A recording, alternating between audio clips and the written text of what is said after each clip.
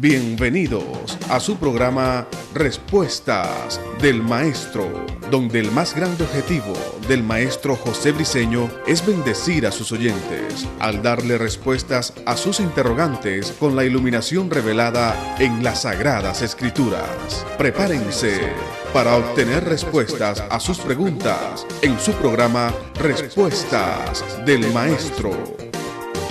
Mi saludo y mi respeto a nuestros oyentes, los que nos están sintonizando a través de esta programación, a través de la web. Un programa más de Respuestas del Maestro. ¿Quién te habla? El maestro José Briceño, tu servidor. Estoy para servirte. Jesús dijo que es mayor el que sirve que el que es servido. Así que estamos para bendecirte, para llegar a tu disposición, estoy a tu disposición. Lo que tú necesites de mí, escríbeme en los correos. Alguna solicitud, alguna invitación, yo voy a estar contigo. Nos hacen una preguntita acerca, maestro, ¿qué es adoración? Una preguntita que nos hacen desde Chile. Maestro, ¿qué es adoración? Bueno, el término adoración, eso es compuesto del griego proskusneo, que indica besar con intimidad. O sea, tiene que ver con la intimidad. Tomándolo, esto de besar con intimidad, tomándolo en el sentido que en la adoración no hay lugar para la reserva ni para el resentimiento, que en la adoración no hay lugar para segundas y terceras personas, algo así como cuando me meto en un cuarto con mi esposa a tener mis relaciones sexuales con ella, eso se llama intimidad, pero si una tercera persona entra en esa relación, se llama orgía.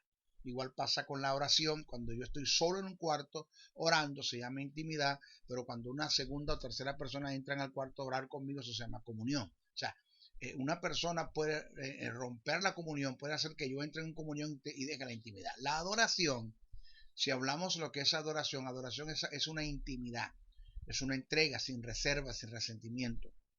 Eso es adoración. Entonces, según este término, proskusneo, la adoración va más allá del canto y las expresiones corporales. El cantar y las expresiones corporales son una manifestación externa de un adorador que internamente ha dispuesto su adoración. Nunca se debe confundir el inclinarse o el postrarse con adoración, ya que esto es externo. La adoración es una actitud interna propiamente endógena que nace y se da en el interior del adorador. En el Evangelio de Marcos conseguimos un caso claro del asunto, donde se puede estar postrado y no necesariamente se está en adoración o se está adorando. Dice el término, el escritor en el Evangelio dice, vinieron al otro lado, este es el caso del endemoniado gadareno, vinieron al otro lado del mar, a la región de los Gadarenos, y cuando salió él de la barca hablando de Jesús, enseguida vino a su encuentro de los sepulcros un hombre con un espíritu inmundo. Cuando vio pues a Jesús, de lejos corrió y se arrodilló ante él. Observe esto, o sea, el endemoniado se postró ante Jesús conllevado por los demonios, pero el hecho de que esto haya sucedido no implica que los demonios estaban adorando. De modo que usted puede estar inclinado y no estar adorando. Usted lo que puede tener es un teatro por dentro de usted. Eso es una apariencia. Entonces, en otro caso, Satanás le dijo a Jesús, todo esto te daré si postrado me adorares. Si postrado me adorares. Eso indica que el postrarse con motivos correctos es una expresión de adoración, pero no todas las veces que te postres estás adorando. Si Jesús se hubiese postrado ante Satanás, su acto no se consideraría como la adoración, entraría en la idolatría, porque el verdadero idólatra no es el que se postra ante dioses ajenos o se postra ante las imágenes, es aquel que conociendo al Dios verdadero se va en pos de dioses ajenos. Entonces, este hubiera sido el caso de Jesús, que conociendo a Dios y siendo Dios, el verbo encarnado, le rinda adulación y pleitesía a quien no debe hacerlo. La adoración no se limita al ministrar, oído, la adoración no se limita al ministrar. Alguien dijo que quien no administre no puede ministrar. que es un principio de adoración, pero eso es otro tema que lo tocamos después. Pero la adoración no se limita al ministrar.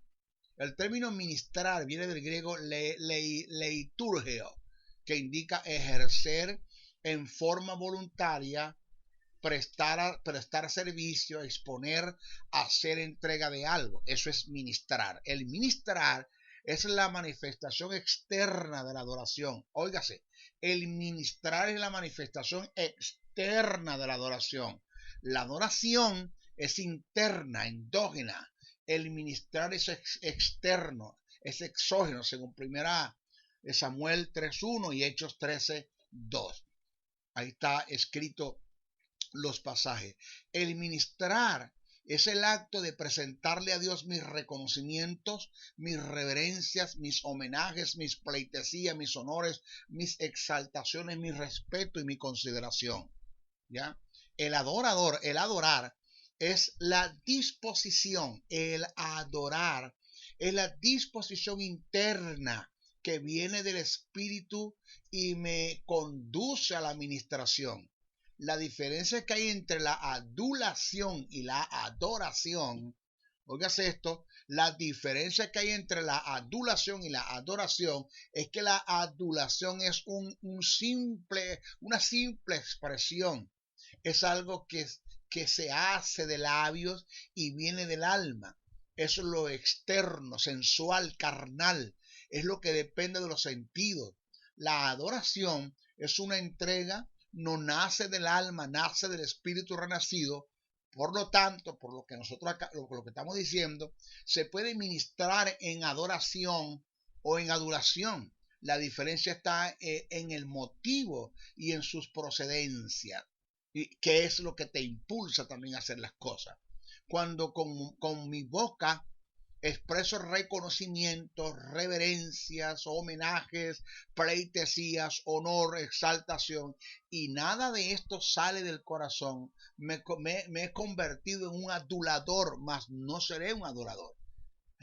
La iglesia está llena de aduladores, sus motivos son incorrectos, lo que los impulsa a expresar su adoración son los temores, las dudas, las ansiedades, pero no hay motivos correctos. La supuesta adoración depende de las circunstancias y eso ya rompe con el principio de adoración.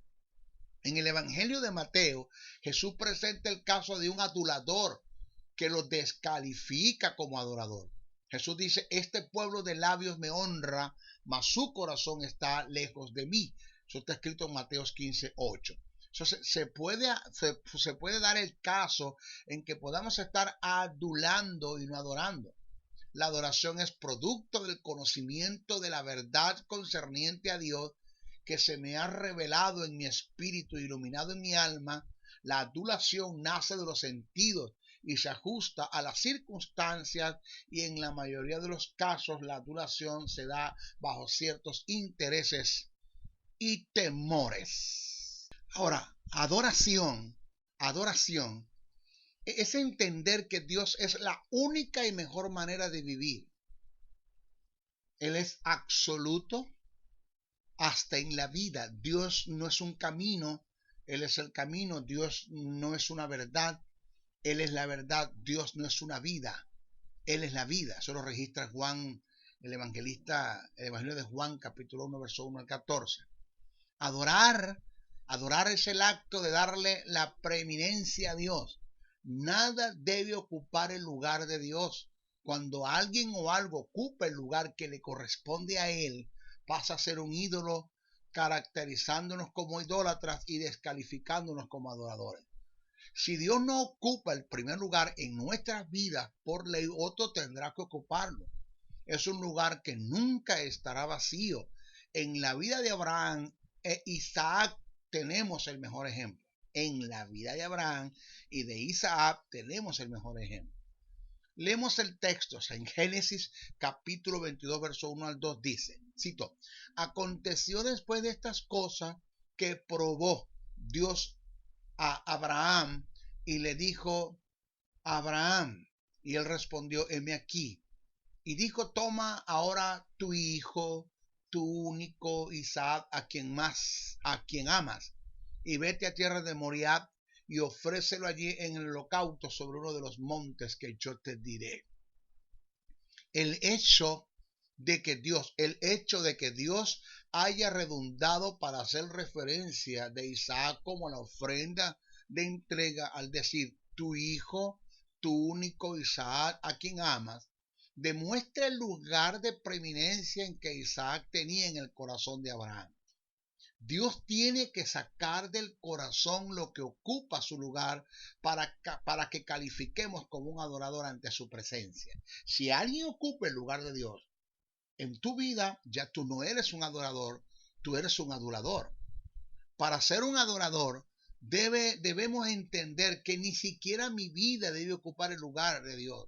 Cuando no estoy dispuesto a entregar mi vida por Dios o por su causa, estoy haciendo de ella un ídolo. El sentir de Jesús fue todo lo contrario. Adoró a Dios entregando su vida como ofrenda.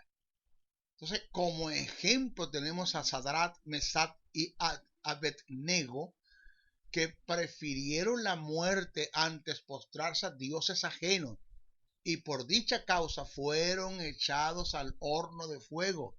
Eso está registrado en Daniel capítulo 3, verso 1 a 23. Por otro lado, tenemos el ejemplo de Daniel, que fue arrojado al foso de los leones, al no temer al edicto del rey Darío, donde se promulgó que solamente a él, como rey, se le debía rendir adoración. Eso está registrado en Daniel capítulo 6, verso 1 al 24. Entonces, en ambos casos hubo entrega de la vida como acto de adoración hacia Dios. El mayor de los ejemplos a la máxima expresión de adoración fue cuando Jesús se ofreció en un absoluto sin reservas como ofrenda a Dios. Adorar conlleva quebrantamiento, y este indica la destrucción de tu egocentrismo, de tus arrogancias, de tus soberbias, de tus autosuficiencias, de tu independencia, tu altivez, tu prepotencia. O sea, no podemos exaltar a Dios y exaltarnos al mismo tiempo. No debemos usar el altar como un pedestal. Para ser un adorador hay que suicidar el alma. El apóstol Pablo expresó esta verdad cuando exclamó: con Cristo estoy juntamente crucificado, ya no vivo yo, mas vive Cristo en mí. Y lo que ahora vivo en la carne, lo vivo en la fe del Hijo de Dios. Eso está registrado en Gálatas 3:20. El 90% de los llamados adoradores son artistas. Presentan un espectáculo o un show para ser visto de la gente. Son personas que en vez de adorar a Dios, adorar a quien está sentado en el trono, se entronan a sí mismos hasta el punto que se molestan al no darle la oportunidad para presentar sus supuestas adoraciones.